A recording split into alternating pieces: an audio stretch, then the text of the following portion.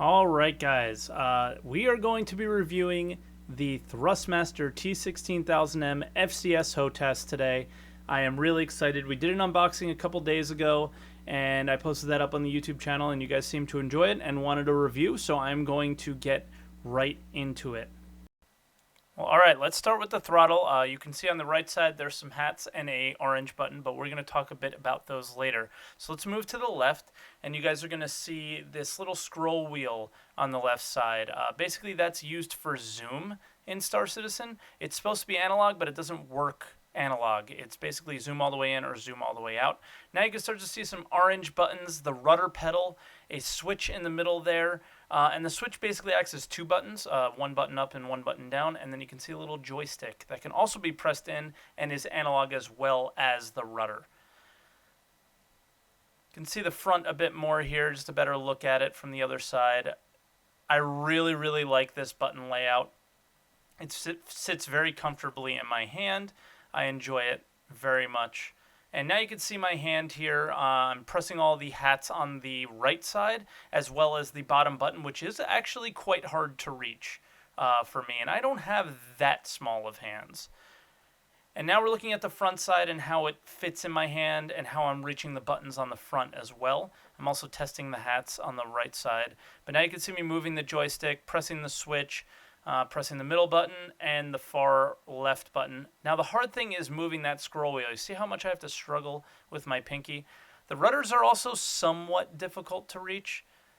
And then I'll just give you another example of just how smooth it is to move the throttle back and forth.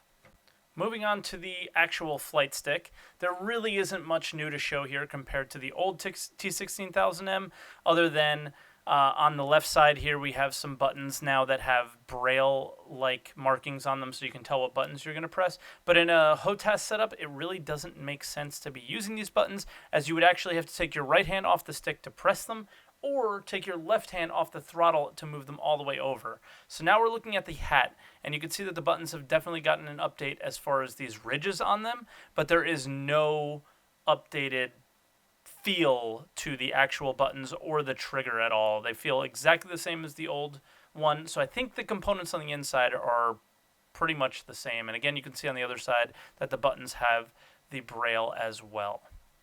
Alright, and the reason that I wanted to show this video is because I wanted anyone that was interested in actually buying the HOTAS to realize how much space it does take up on your desk, so you can get a sense for how much room you might need.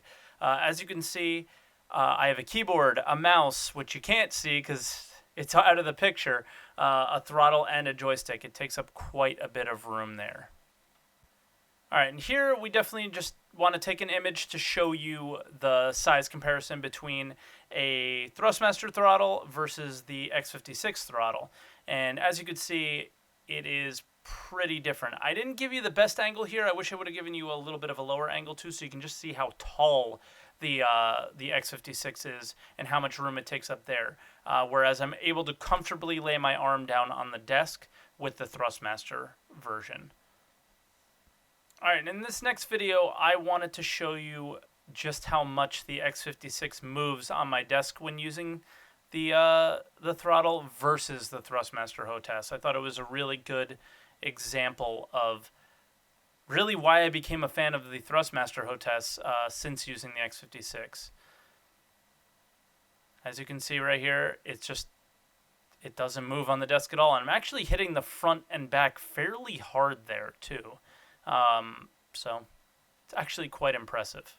Alright, and here we're showing you the size difference between the X56 flight stick and the T16000M, and as you can see, it is a significant difference in size. But what I really want to point out is that thumb area on the stick. Look at how much more customizability you get from the X56 versus the T16000M.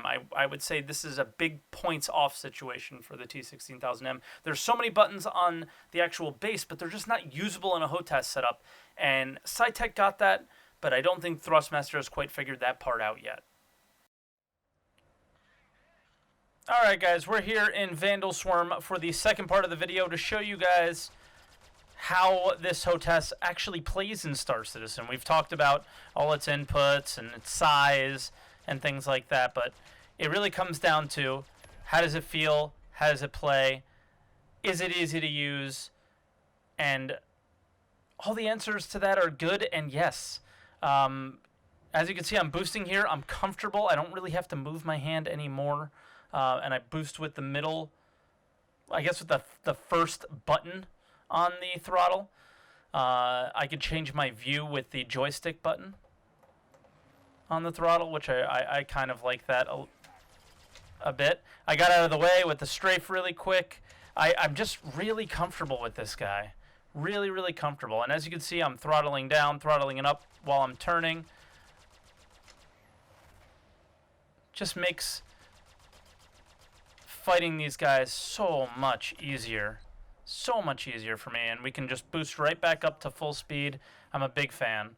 As you could see in my earlier review of this, the actual joystick, my arm is not laying rest anywhere like my arm is here with the throttle. It's able to lay rest because of the height of the throttle. The height of the joystick is still a little bit too high for my comfort level. I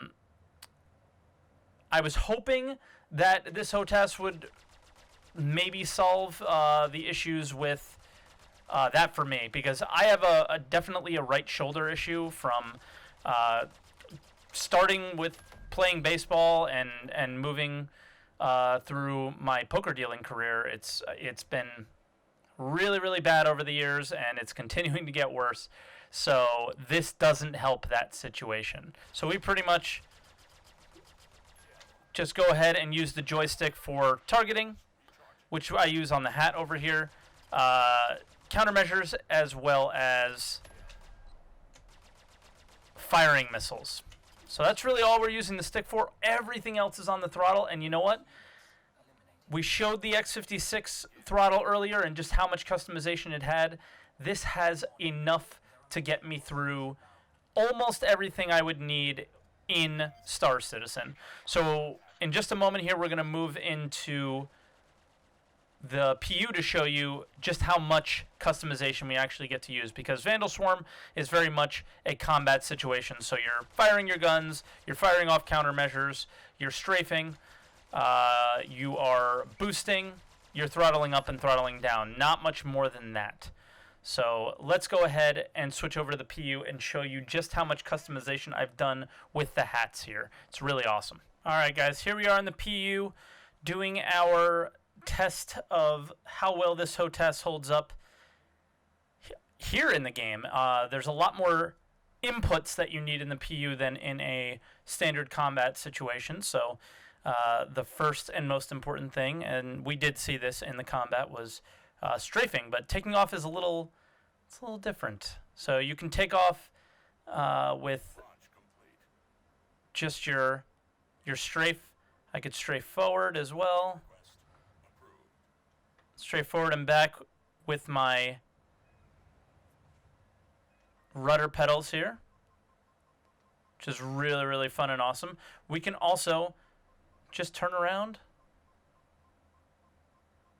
and land again automatically if we so choose. So we're currently in landing mode. Let's put our throttle to 0. We can get out of landing mode with a simple click of a button. I'm not taking my hand off the joystick or the throttle. Get in landing mode. Have our landing gear get deployed.